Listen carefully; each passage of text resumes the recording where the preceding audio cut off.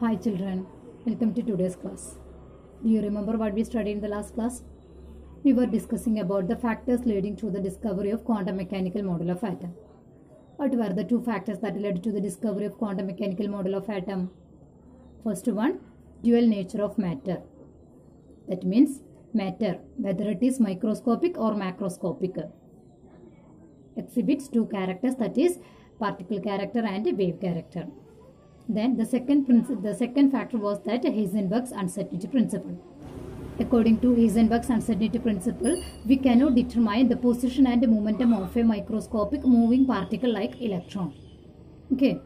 So using these two factors, a new atomic model was proposed that is known as quantum mechanical model of atom. And what was the necessity of this new atomic model or quantum mechanical model of atom? To explain the motion of all types of macroscopic particles like a falling stone or a moving car or a planet. All this can be explained in terms of classical mechanics, which is based on Newton's laws of motion. For these objects, mass is heavy, so their particle character is more predominant than their wave character. So classical mechanics, which is based on the Newton's laws of motion, was enough to explain the motion of all types of macroscopic particles. But for microscopic particle like electron, both characters are predominant, that is wave character and particle character are predominant. So in order to explain the motion of such microscopic particles, classical mechanics was not enough.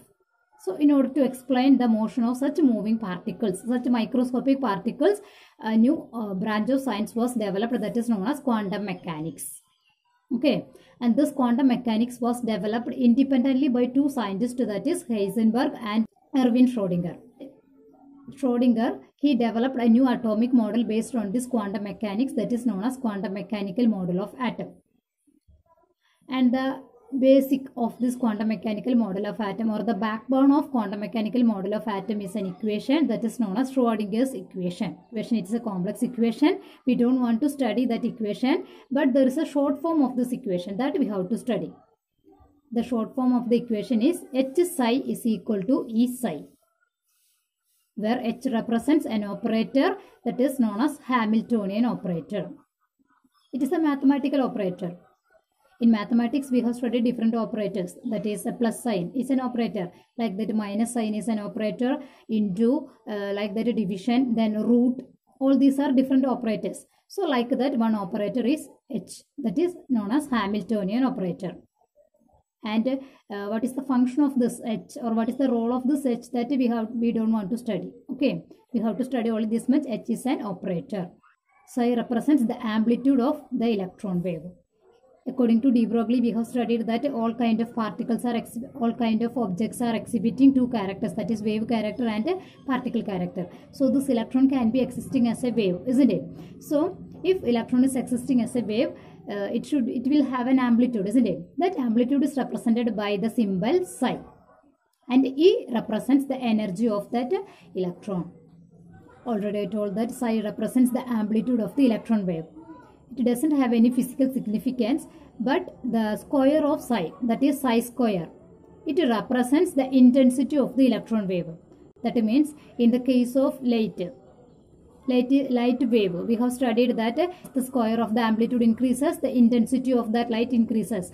Like that, in the case of electron wave, if we are taking the square of that amplitude, it will give the intensity of the electron. That means the probability of finding electron at any point. Okay. So the Schrödinger wave equation is H psi is equal to E psi. When we are solving this equation for different elements, we will get different values of E and psi.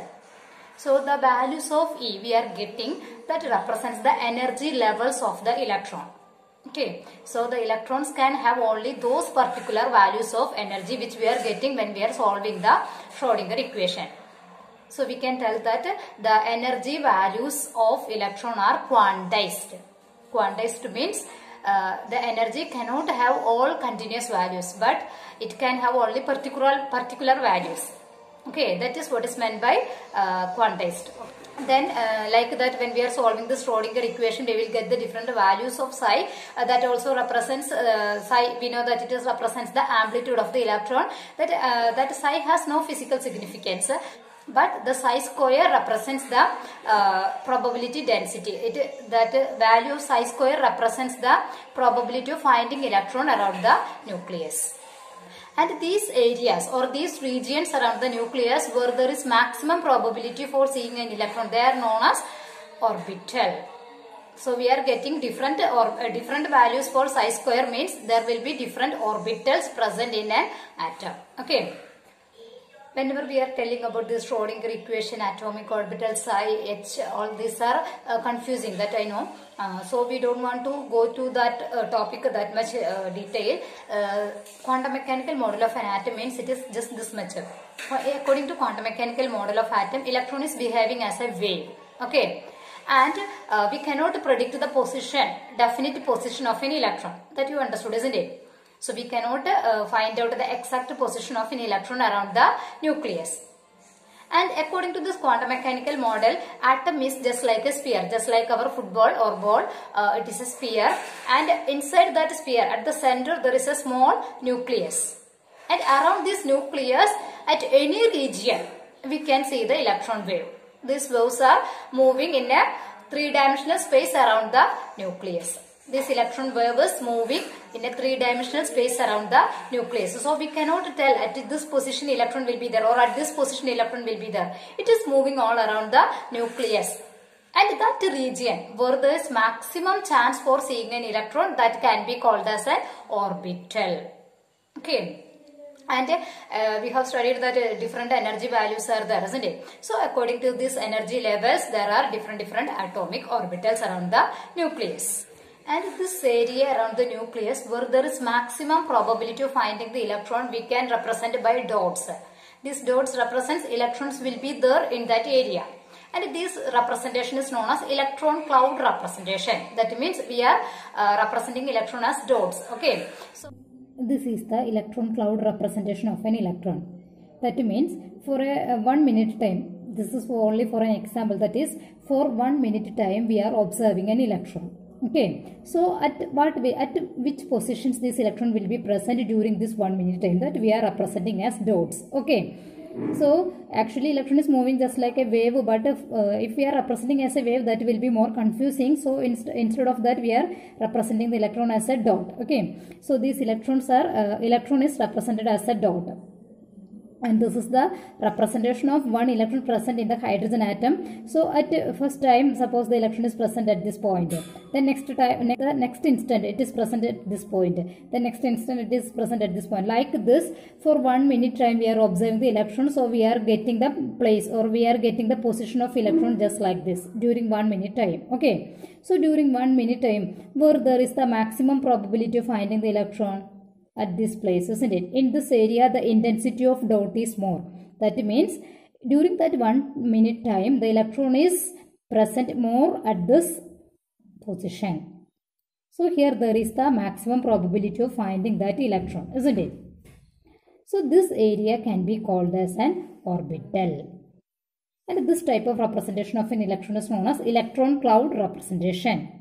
So this area is the maximum probable area where we can see the electrons. But we cannot tell that electron cannot be seen at these positions. There is a chance, but the chance is very less. There is a probability of seeing electron in all these places, but it is very less. So we can tell that electron is residing in this area where the intensity is more. Okay. So this area can be called as orbital. Okay. So when we are taking 1 second time, in this 1 second time, electrons can be seen in these places. In that places we can put dot. So we will get a dot representation. Okay. And where the density of dots is more, on that area the probability of finding electron will be more. Okay. So that area can be called as an orbital. Understood? So orbital means it is a three-dimensional space around the nucleus where there is maximum probability for finding an electron. That area around the nucleus can be called as an orbital. It is not circular. It is, the different atomic orbitals are having different shapes. That we will study later. What are the shapes and all. Okay. Now can you tell what are the differences between Bohr's atomic orbit and this orbital? The first difference. Bohr's atomic orbit means it is a circular path around the nucleus. Then here our orbital means it is a three-dimensional space around the nucleus where there is maximum probability of finding the electron. Okay. Then orbit means it is circular in shape. That means we can represent it is in a plane of paper, or it is two-dimensional in nature. Just like a bangle, it is circular in shape, so we can represent it in a plane of paper. That means it is two-dimensional in nature. But these orbitals, they are three-dimensional. Okay, orbitals are three-dimensional in nature, and these orbit, we have studied what is the maximum capacity of a particular orbit. That we are calculating using a formula, that is 2n square, where n is the number of the orbit. That we studied in 9th standard, isn't it? So using this formula, we can calculate the number of electrons that can be accommodated in a particular orbit. But in the case of orbital, only 2 electrons can be present in a particular orbital. Okay. So in a particular energy level or in a particular orbit, we can have only 2 electrons. Okay. Then the next difference is that this orbit means it is not in accordance with Heisenberg's principle. It is a definite circular path. So it is not in accordance with Heisenberg's principle, but orbital is in accordance with Heisenberg's principle. And one more point is there, that is these orbits, they are always circular in shape, but these orbitals are having different shapes. Okay, so these are the main differences between an orbit and an orbital. I think it is clear for you. And according to quantum mechanical model of atom, electrons can be present around the nucleus at any place.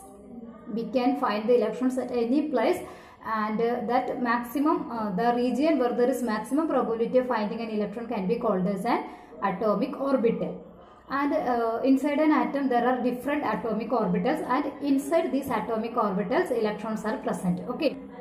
When we are solving Schrodinger equation, we will get different energy values, and these energy values represents the energy levels in which electrons or atomic orbitals are present. Okay. So depending upon that, we are having different atomic orbitals, and their energy levels also will be different.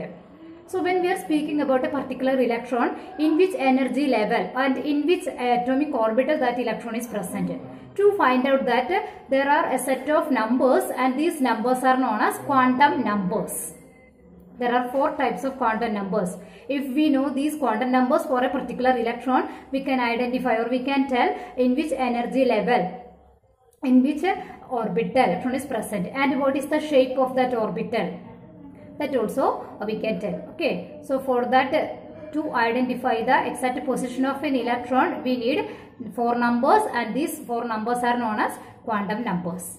Okay, it is just like we are having an address. In the case of ourselves, we are having an address, isn't it? So just like that, electron is having an address, and that address is represented by 4 numbers. They are known as the quantum numbers. When we are considering ourselves, that is, for example, if you want to find out me, you should know which is my state, then which is my district, then which is my place, then which is my house, and inside the house I will be present at anywhere. So like that, in the case of an electron, first we should know the energy level of that electron, in which energy level that electron is present, and these energy levels are correspond to the orbits in the Bohr's atomic model. So there in Bohr's atomic model, we are having different energy shells or different orbits. First energy level, which is having the lowest energy, that is represented as K shell. Then second energy level, L shell, it is having next higher energy. Like that, different shells are there. Just like that, in quantum mechanical model also, there are different energy levels. The first energy level, which is close to the nucleus, it is having the lowest energy. Then comes second energy level, then comes third energy level. Like that, different energy levels are there. Okay, so these energy levels are also known as shells. Here also they are known as shells. Okay, and inside these energy levels, there are some subshells. Inside these shells, there are some subshells. Okay, just like when we are coming from state to district, here also energy levels are there. They are known as the shells. Then inside the shells, subshells are there. And these subshells are represented as S, P, D, F, like that. S subshell, P subshell, D subshell, like that. Different subshells are there. In each shell, there are different subshells. and which are the subshells present in each energy level, that we will study later. Okay. Now these subshells are again divided into orbital. These subshells are again divided into orbitals. Okay. And inside these orbitals, electrons are present.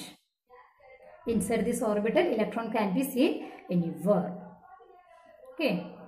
So in an atom, around the nucleus, there are different energy levels, and these energy levels are known as shells, and each shell is again divided into subshells, and these subshells are divided into orbitals, and inside these orbitals there are different electrons. Okay. Just like if you want to find out me, first you should know my state, in which state I am present, then in which district, then in which place, and my house also you have to find out. And inside the house I can be seen anywhere, isn't it? So just like that, electrons also, their energy levels are known as shells. Shells are again divided into subshells.